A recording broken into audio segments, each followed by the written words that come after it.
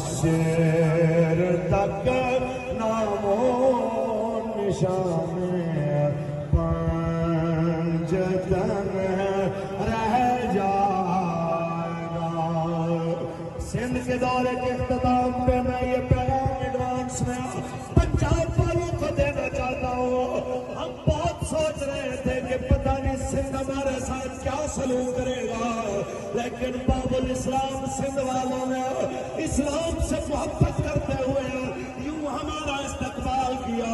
ہم جہاں پہنچے آواز آئی لبیک لبیک لبیک یا رسول اللہ، لبیک لبیک لبیک یا رسول اللہ۔ سندھ میں جناب اعلیٰ اپنے سارے خدشات دور کر کے بلکہ بڑی اسمبلیوں میں بیٹھنے والوں کو خواب غفلت سے جگا دیا کہ اب سے